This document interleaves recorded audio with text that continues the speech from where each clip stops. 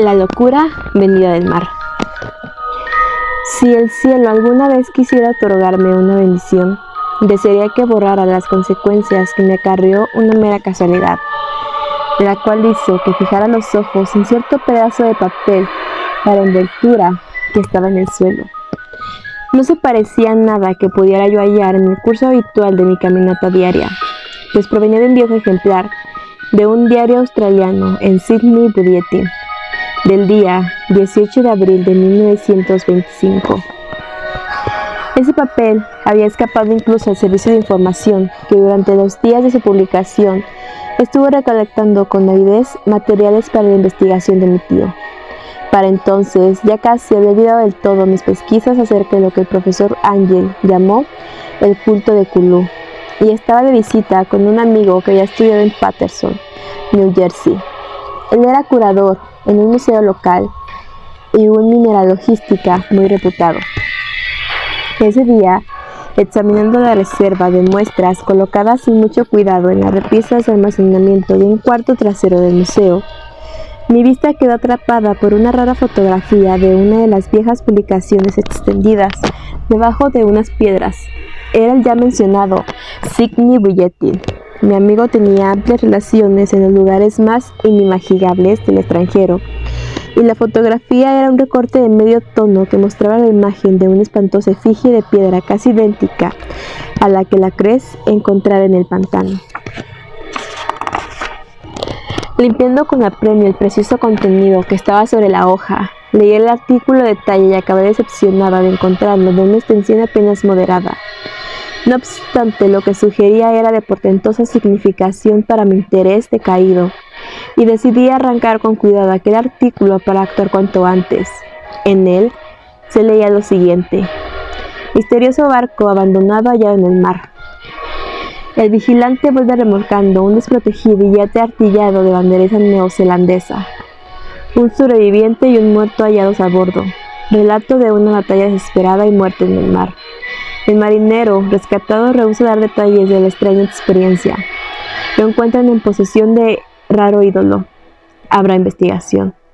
El Vigilant, carguero de la compañía Morrison, en ruta desde Valparaíso, arribó esta mañana a su muelle en Darling Harbour, habiendo remolcado el dañado y deshabilitado yate de vapor fuertemente artillado Alert de Dunedin, NZ, el cual había sido visto el 12 de abril a los 34 grados 21 grados latitud sur y a los 152 grados 17 longitud oeste. A bordo transportaba un hombre vivo y uno muerto. El Vigilant dejó Valparaíso el 25 de marzo y el 2 de abril fue desviado considerablemente al sur de su ruta por tormentas excepcionalmente fuertes y olas gigantes. El 12 de abril, el barco abandonado fue avistado, y aun cuando este parecía estar desierto, una vez que se abordó, descubrieron que llevaba un sobreviviente en condición semidelirante y un hombre que evidentemente había muerto hacía más de una semana. El sobreviviente se aferraba a un espantoso ídolo de piedra, cuyo origen se desconoce, de alrededor de 30 centímetros de alto, y ante cuya naturaleza todos los expertos de la Universidad de Sydney, la Sociedad Real y el museo en College Street se declaran completamente desconcertados. De esta, el sobreviviente dijo que la encontró en la cabina del yate, en un pequeño altar tallado con patrones comunes. Este hombre, luego de recuperar el sentido, contó una historia extraña en exceso acerca de piratería y matanza. Su nombre es Gustav Johansen, un noruego medianamente educado, quien fungía como segundo oficial de la goleta de 2 mástiles, Emma, proveniente de Auckland, la cual salió rumbo a Callao el 20 de febrero, con una tripulación de 11 hombres. La Emma, según su declaración, se retrasó y fue desviada de su curso en dirección muy al sur por la gran tormenta que tuvo lugar el 1 de marzo. Para el 22 del mismo mes, a los 49 grados 51 de latitud sur y a los 28 grados 34 de longitud este, se encontraron con el Alert tripulado por gente extraña y de aspecto vil, compuesta por canacas y mestizos. Habiéndosele ordenado perentoriamente que diera la vuelta, El capitán Collins rehusó hacerlo, y en ese momento la rara tripulación comenzó sin ninguna advertencia un incesante tiroteo en contra de la goleta, con una batería sorprendentemente pesada, donde un cañón de bronce formaba parte de los avíos del yate.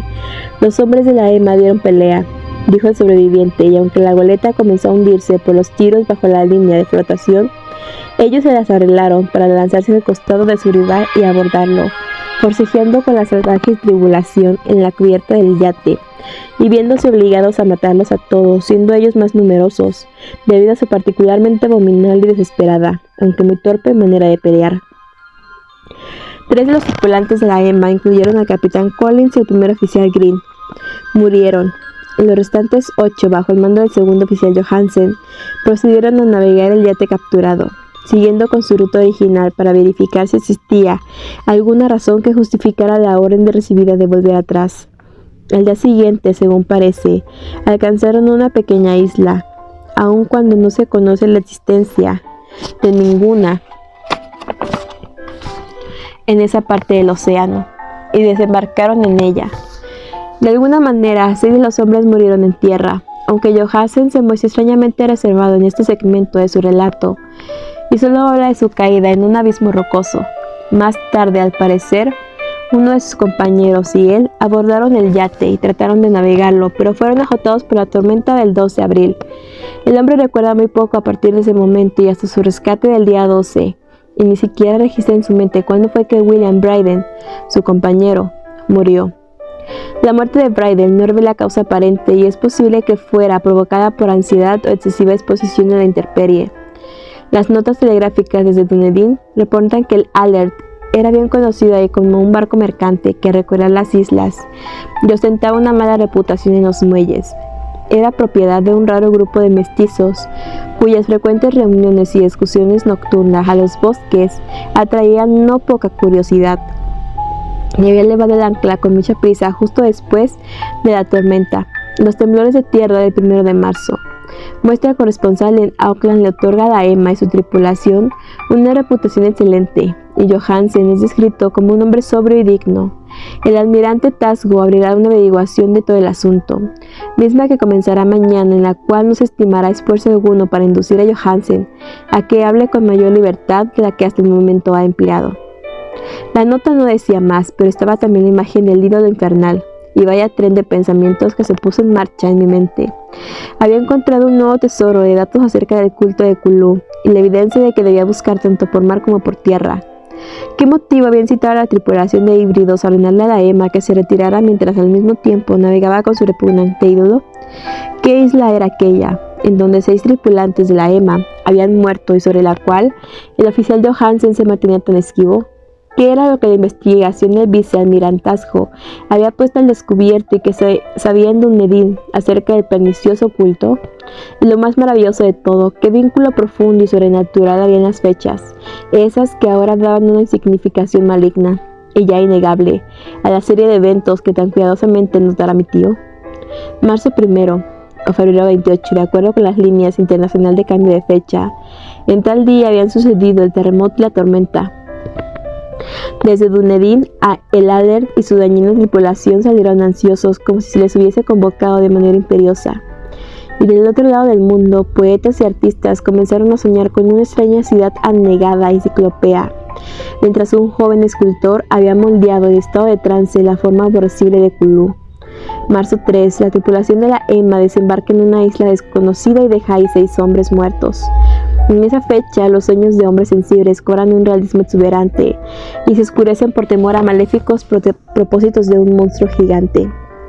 Mientras un arquitecto pierde la razón y un escultor repentinamente entra en delirio.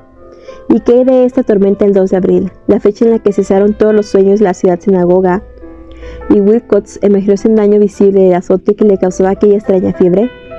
¿Qué hay de todo esto y aquellas pistas que dieron el viejo Castro acerca de los primigenios, llegados de las estrellas y ahora sumergidos, y de su próximo reinado? ¿Su fiel culto y su dominio de los sueños? ¿Estaba yo tambaleándome en el borde de horrores cósmicos más allá de la capacidad del hombre para poder soportarlos? Si era así, estos seres debían ser horrores mentales solamente, porque de alguna manera el segundo día de abril se había puesto fin a cualquiera que fuese la amenaza monstruosa que había comenzado a aticiar las almas de la humanidad.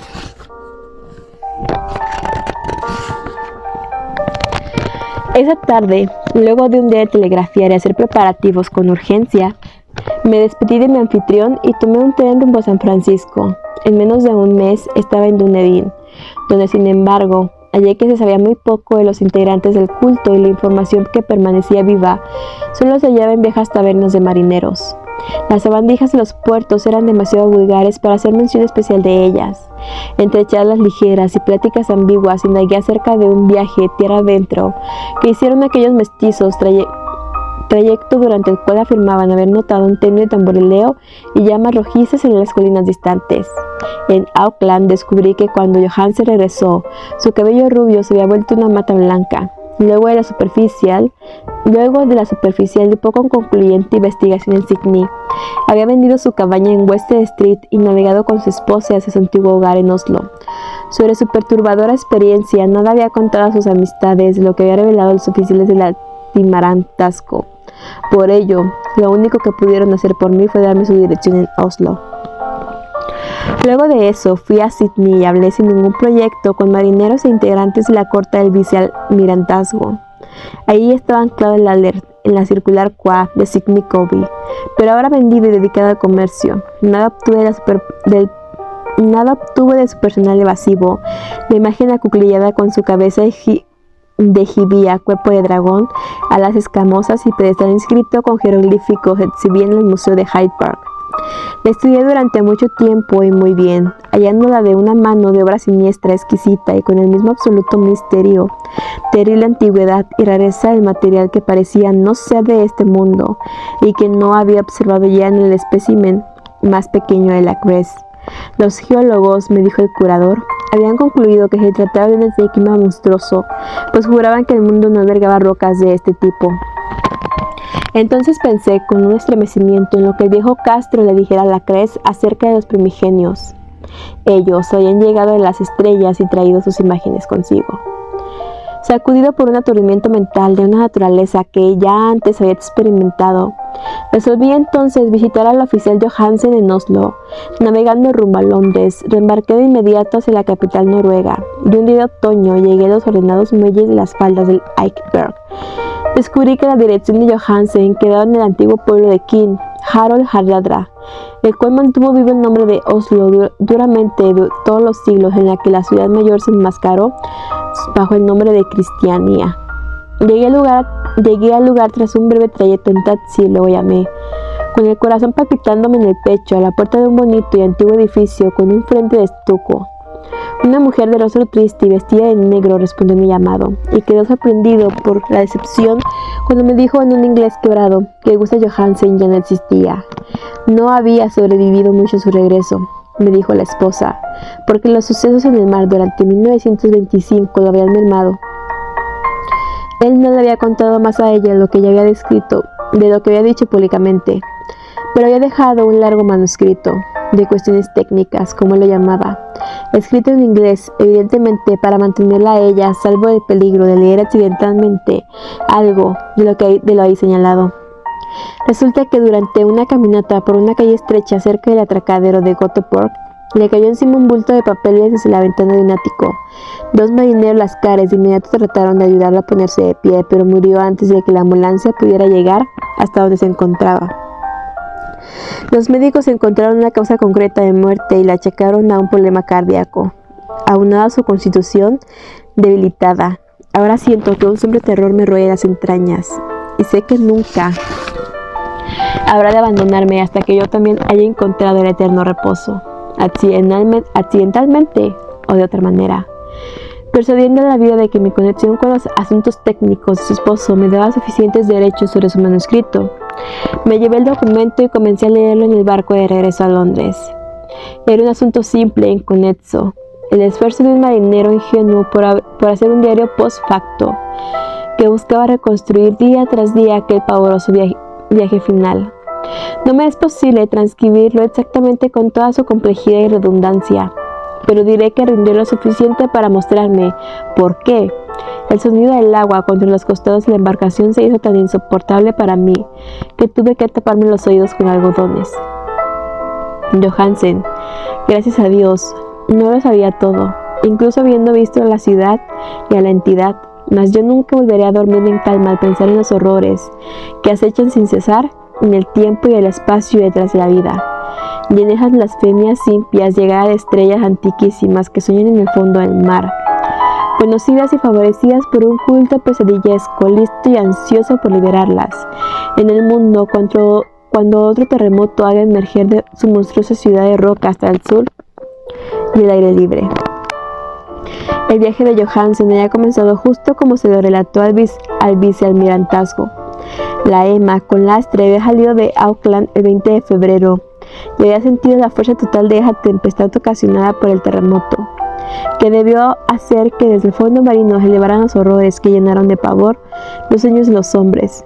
Al recuperar el control, la embarcación avanzó a buen ritmo hasta que fue detenida por el Alert el 22 de marzo, y me fue posible sentir el pesar del oficial mientras escribía acerca de su cañoneo y hundimiento. De los demoníacos cultistas morenos del Alert se refieren a ellos con notable horror. Había una cualidad peculiarmente abominable en ellos, la cual los hacía ver como si la destrucción que llevaban a cabo pareciera casi un deber, y durante las diligencias en la corte de investigación, Johansen mostró un azoramiento ingenuo ante la carga cruentísima en la que fueron objeto él y su tripulación. Entonces, movido por la curiosidad, una vez que había capturado el yate bajo el mando de Johansen, los hombres vislumbraron una gran columna de roca que había emergido del mar a los 47 grados 9 de latitud oeste y 123 grados 43 de longitud sur, y llegaron a una costa de lodo, limo y una arquitectura ciclópea, toda recubierta de algas. Esta no podía ser menos que la sustancia tangible del supremo terror en la tierra. La pesadillesca ciudad sepulcro de Raleigh fue construida en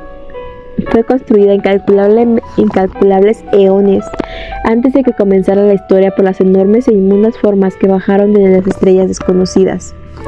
Ahí yacían el gran Cthulhu y sus hordas, ocultos en verdes bóvedas cenagosas y mandando por fin, luego de eras innumerables, los pensamientos que esparcían miedo entre los sueños lo más perspectivos y llamaban imperiosamente a sus fieles para que viniesen en un peregrinaje de liberación y restablecimiento.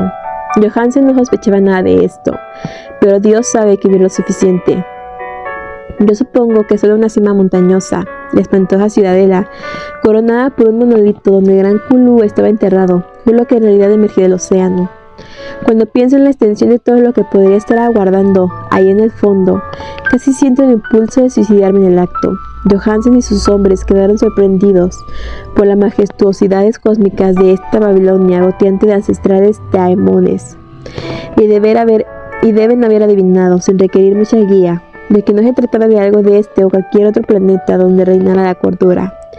El asombro ante el tamaño increíble de los bloques de roca verduzca, hasta la impactante altura del inmenso monolito labrado, y ante la intrigante identidad de las colosales estatuas y bajo relieves con la extraña imagen que habían encontrado en el altar del Alert, queda marcadamente visible en cada línea de la aterradora descripción del segundo oficial Johansen.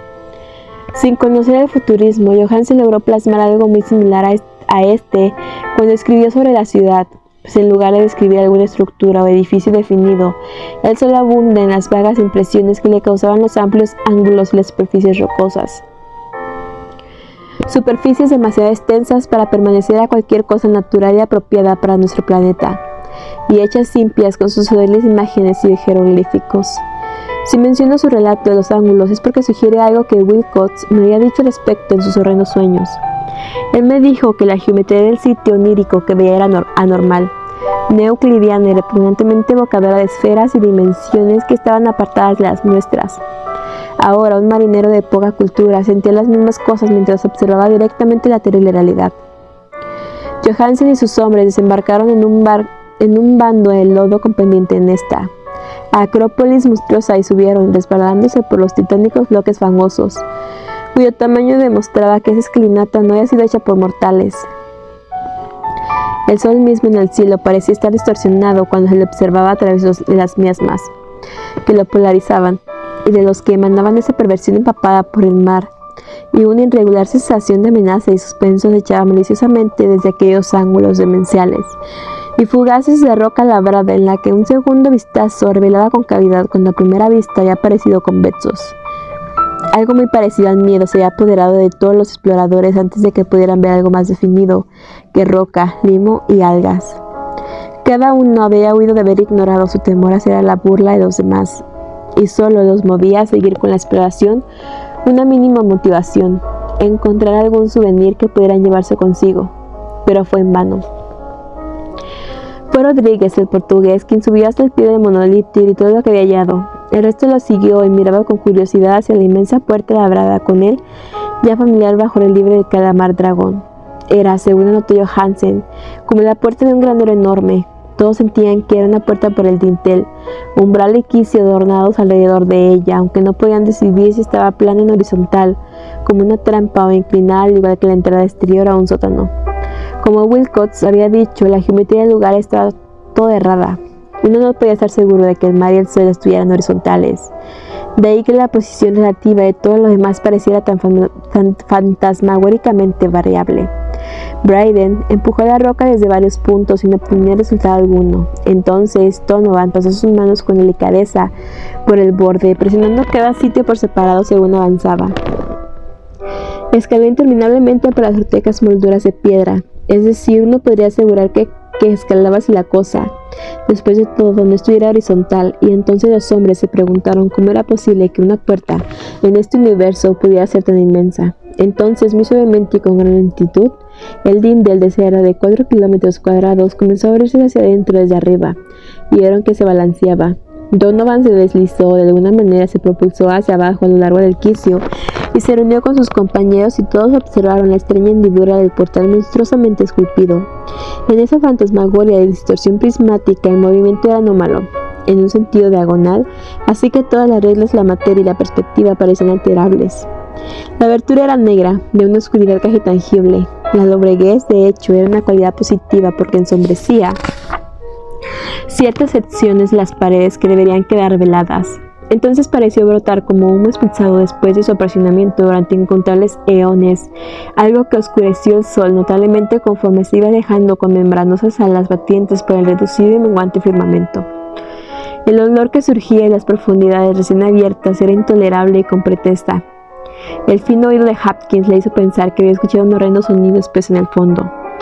Todos los presentes pusieron atención y seguían poniendo atención cuando esto apareció ante sus ojos, moviéndose con torpeza, viscosamente y forzando a tinta su gelatinosa inmensidad verduzca, a través del portal negro hacia el mancillado aire exterior de aquella ponzoñosa ciudad de locura.